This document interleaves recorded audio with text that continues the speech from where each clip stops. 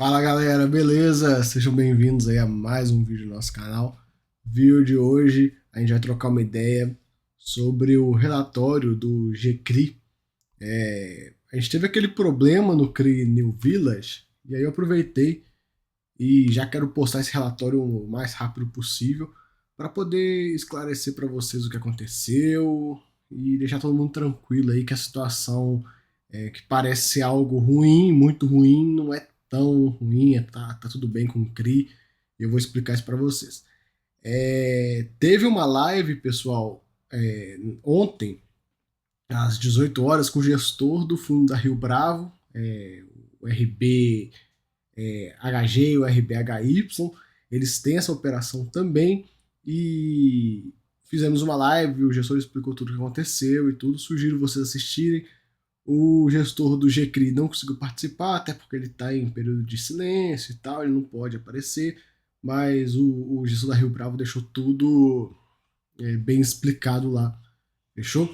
Eu vou começar aqui e aí eu explico para vocês durante o vídeo, mas a mensagem é que está tudo bem, vocês vão entender o que aconteceu, não precisa ficar preocupado, achando que deu ferrou e tal, vai virar pó o dinheiro, que não vai.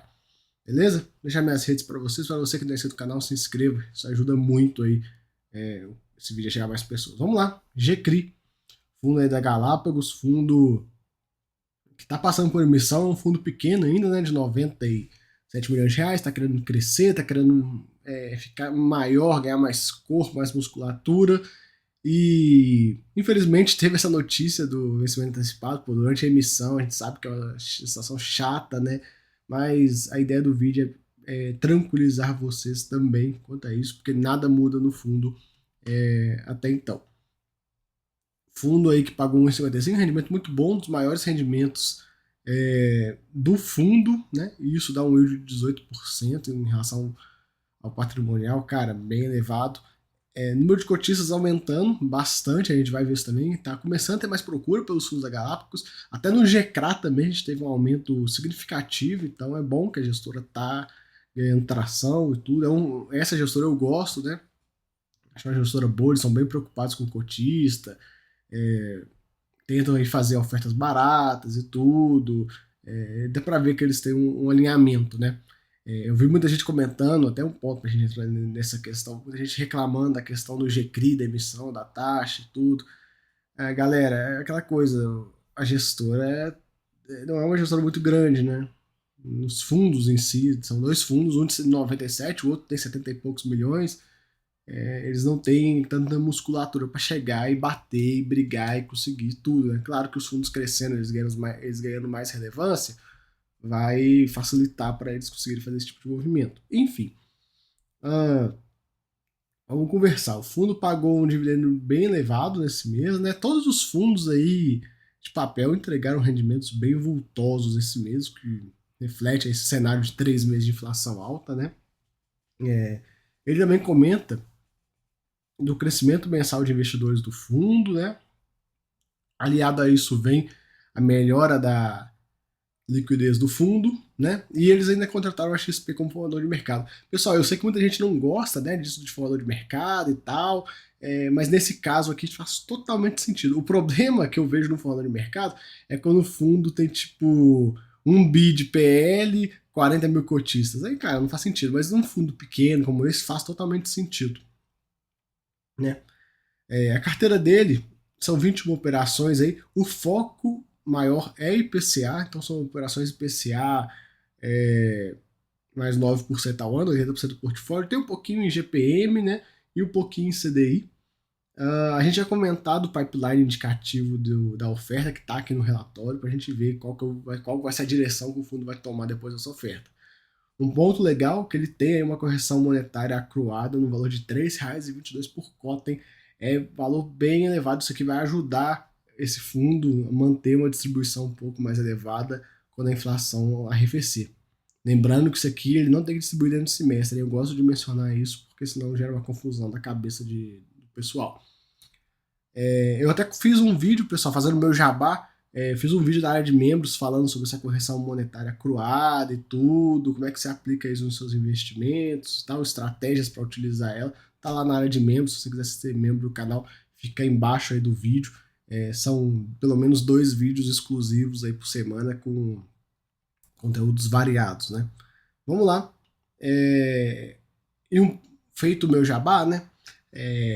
Essa correção monetária ela é distribuída conforme o CRI vai sendo amortizado. Ele até coloca que à medida que o cronograma de amortização do CRI seja realizado, essa correção pode ser distribuída. Por quê? Porque ele precisa reconhecer essa amortização contabilmente para poder destravar esse dinheiro. Ele não pode te entregar. Se ele te entregar esse dinheiro de forma, digamos, mensal, aí até que teria que mudar o método de apuração do lucro, né? Então é uma outra pegada. Ele coloca um pouco do valor patrimonial das cotas, reflete a marcação do mercado de IPCA mais 9, a carteira está IPCA mais 10, a carteira está IPCA mais 9, né? Interessante isso. E ele vai falar do CRI Village aqui. Trouxe uma página inteira falando dele, explicou tudo o que aconteceu. Agora eu vou explicar para vocês o que houve com essa operação e por que vocês não precisam ficar preocupados, ficar achando que, putz, agora vai virar equity na carteira e eu tô com uma bomba na mão. Não é isso. O que aconteceu? Essa operação desse CRI New Village é um loteamento lá em Goiás. E o que estava acontecendo nesse loteamento? A empresa, né, a cedente dos créditos, a empresa que estava desenvolvendo, o incorporador, né, ele tem os recebíveis e quando você faz um CRI, tudo que você recebe não vai para você, não é aquela coisa tipo, eu tenho um recebível, eu pego esse dinheiro, cai no meu bolso, eu vou lá e pago o CRI. Não, o correto é esse dinheiro sair da operação e ir para a conta do CRI, pagar o CRI, o que sobrar o cara pega. E aí teve uma discussão, um descontentamento lá entre a empresa e a seguradora e etc., que os caras entenderam que eles tinham que ficar com o dinheiro, ou uma parte do dinheiro, e aí, se não me engano, foram 3 meses que o dinheiro não foi para a conta do CRI, foi diretamente para o cara. E isso a gente já vê esse movimento acontecendo em algumas vezes. A gente tem aí, nesse não é o primeiro caso isolado, isso já aconteceu outras vezes. Tem o CRI, por exemplo, aquele do BCRI, aquele CRI Scanix, foi uma situação parecida. A gente teve 2 casos no Habitat que eu mencionei aqui no canal, que foi uma delas foi uma situação parecida. Então, às vezes isso acontece, o cara vai lá e pega o dinheiro. Claro, o que motivou o cara a pegar o dinheiro em cada uma das situações é de cada qual, mas nesse caso foi um desentendimento que aconteceu lá dentro, lá com a empresa, securitador e tudo.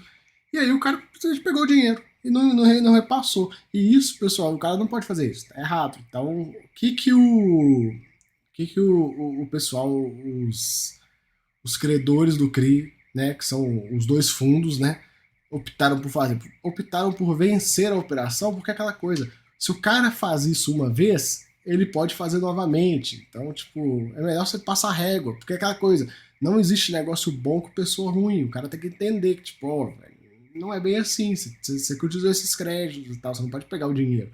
E aí, vencer a operação. Quando vence a operação, parte-se para a execução. E aí, as garantias desse CRI são os próprios créditos do financiamento das casas que tem lá. Então, o que vai acontecer?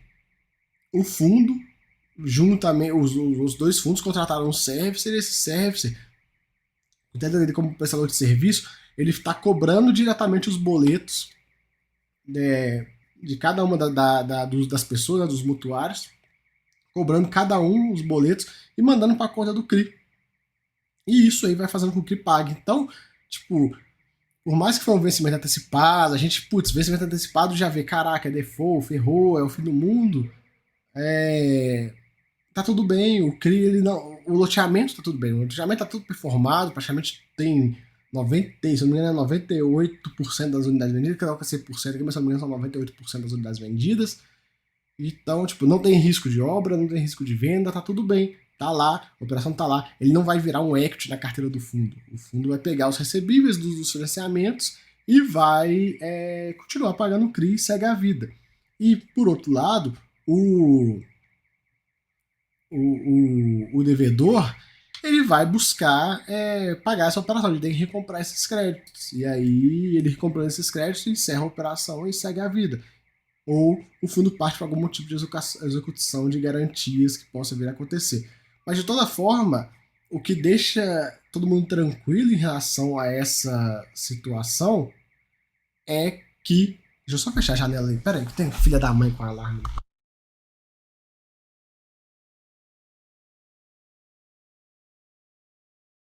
Acho que melhorou. Agora também ele desligou o alarme do carro. Enfim, desculpa aí, pessoal, é foda. Mas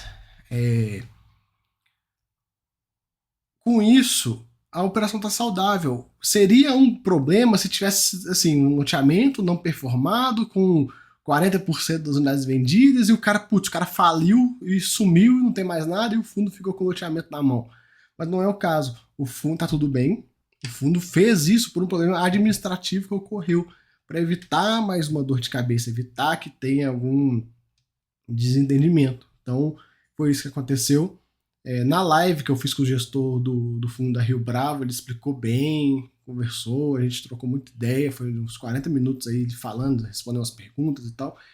Então, podem ficar tranquilos, as garantias são boas, esses recebíveis, esse fluxo de recebíveis aí, se eu não me engano, os números, tipo, tem o CRI, no total são 16 milhões, e o que tem de recebido são 26 milhões, é mais ou menos isso. Na live lá ele fala os valores corretos, eu não lembro de cabeça aqui, mas se eu não me engano é isso. Então, podem ficar tranquilos. Eu sugiro você assistir a live, por mais que não é do gestor do GCRI, é uma operação que os dois fundos são os únicos cotistas desse CRI, então os dois estão alinhados aí no que foi feito e tudo mais. Mas o principal para ficar tranquilo, para não ficar preocupado, achando que é o fim do mundo ou vai dar algum problema. E até coloca aqui no final, ó, o que representa hoje 2,9% da carteira do GCRI não sofrerá qualquer alteração imediata de marcação ou interrupção de pagamentos. Então, tipo, tá tudo bem. Ele não vai precisar marcar o CRI, tipo, isso já deixa a gente bem tranquilo com essa questão. Não existe aquela coisa, como eu falei, do equity vir, né? Vai aparecer daqui a 2, 3 meses, aparecer um loteamento no fundo e o fundo sendo diretamente tocando no loteamento, porque não, o loteamento tá pronto. Ele tá simplesmente cobrando agora as pessoas para pagarem diretamente para a seguradora e aí paga o CRI, finaliza o CRI e segue o baile. E lembrando, né, que o devedor ainda tem a opção de tomar outra dívida e quitar essa. Então, vamos ver o que vai acontecer, mas é aquela coisa, é passar uma mensagem para vocês de tranquilidade, não precisa ter dor de cabeça com isso, se preocupar.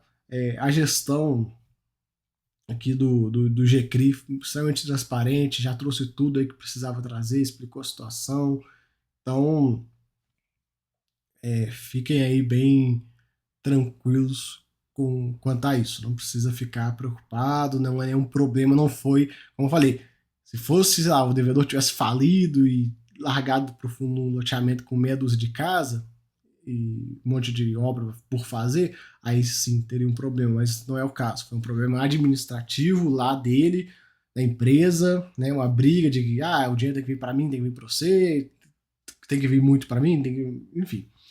Então, foi basicamente isso. Podem ficar tranquilos, não precisa ficar preocupado. É o que eu passo de mensagem de tranquilidade para vocês.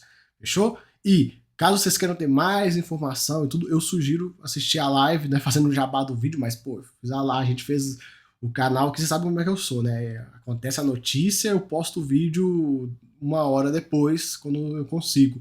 E no caso, eu consegui a live com o gestor e a gente fez a live menos de 24 horas depois do acontecido. Então, tipo, acho que tá muito atualizado do que aconteceu. Fechou? Então, galera, fiquem tranquilos, beleza? Eu vou ver se eu deixo o link da live aqui ou na descrição. Provável que fique na descrição, viu, pessoal? Mas é mais fácil para mim colocar na descrição. Vamos seguir?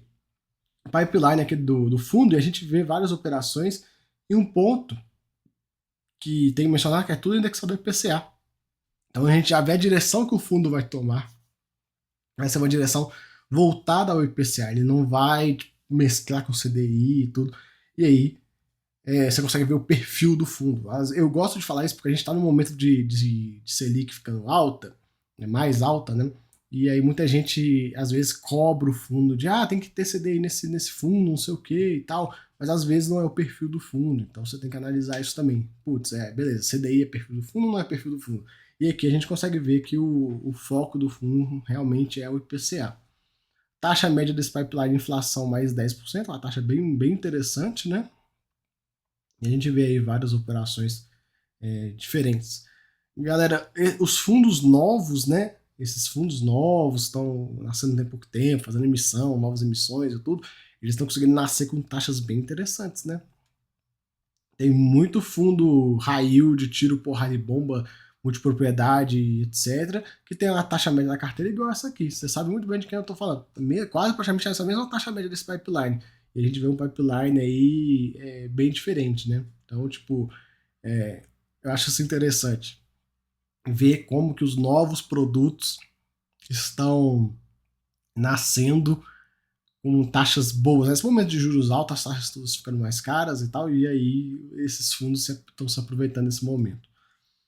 Algumas movimentações que ele fez no mês, né? Nada muito assim vultoso, vendeu um pouquinho desse Crivimo. A alocação por spread, como eu falei, o foco é mais IPCA, né? Um pouco aqui do DRE dele, não tem muito o que comentar. Esse fundo, ele entrega, né, muito do que ele gera. Ele não, pelo que eu consigo ver da Galápagos, pelo menos no GCRA, eles não acumulam no resultado. Aqui a gente vê que tem um resultado acumulado, né?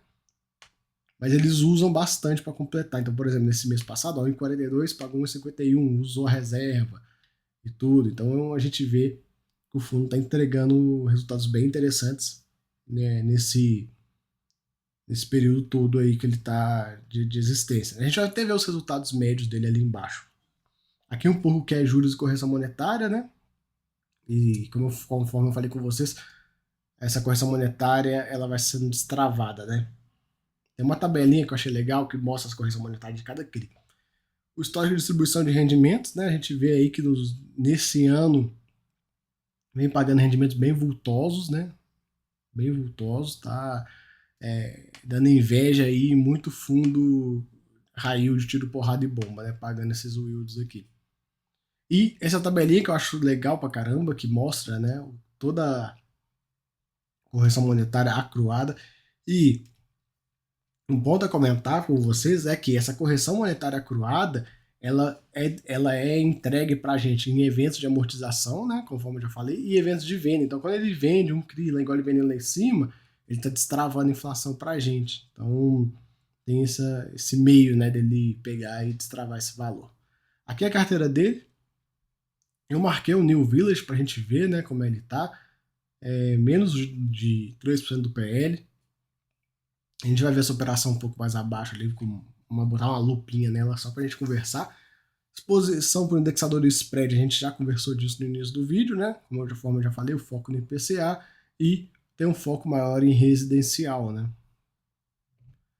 Exposição para prazo médio, tipo de ativo, né? A gente vê que está operando com caixa bem baixo. E aqui um ponto, né, da subordinação, a gente vê muito foco em série única e série C. Tem um pouquinho de nada em mezanino, mas muito pouco, 9%. Não tem nem subordinado, o que é bom. Então, é isso que eu acho legal de vocês olharem quando vocês forem analisar o fundo, porque você vê um fundo pagando 1,55 sem subordinada nenhuma, né? E enquanto tem fundo que está atolado de subordinada que paga menos. Então, tipo, eu acho que você tem que fazer uma ponderação de risco aí para ver onde que vale a pena você colocar sua grana, né? A exposição por devedor, né? E a liquidez dele que vem melhorando aí. Claro, agora com o valor de mercado a tendência a melhorar cada vez mais.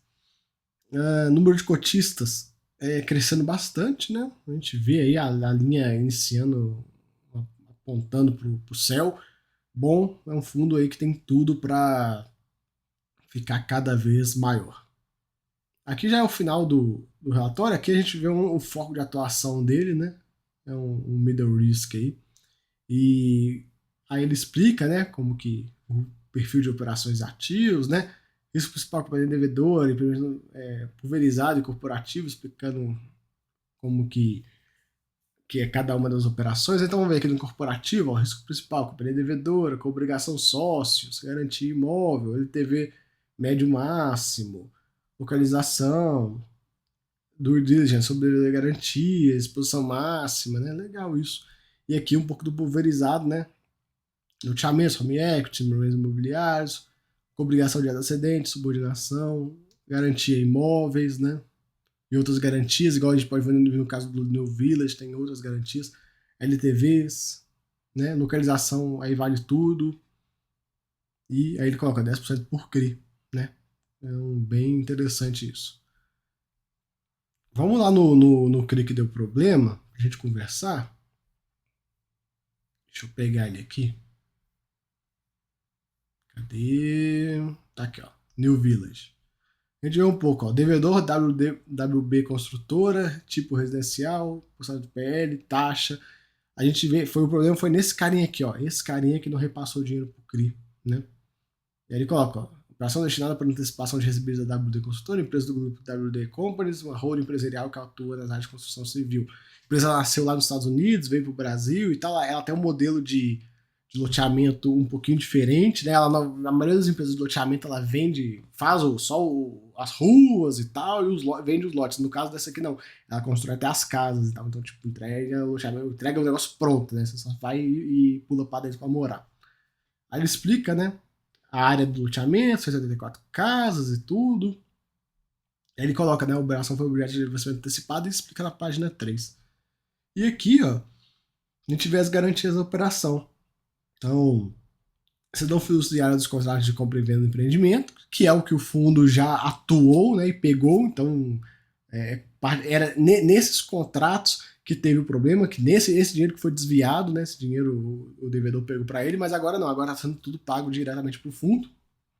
Aí tem as cotas da construtora, tem o aval do sócio, pessoa física, então, tipo, se o cara, se depender, vai lá e tira a casa do cara, o carro do cara e tal.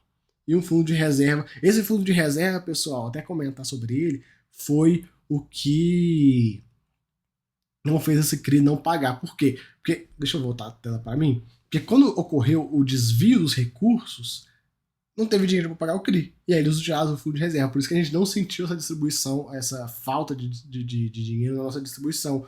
O fundo utilizou o fundo de reserva, né, por 2 meses, e aí ele tentou resolver a situação, o negócio não resolveu, ele pegou, ó, passa a régua nesse negócio, segue a vida e vamos, antes que dê um problema maior aí. Então a gente vê aí a gestora tomando ações corretivas,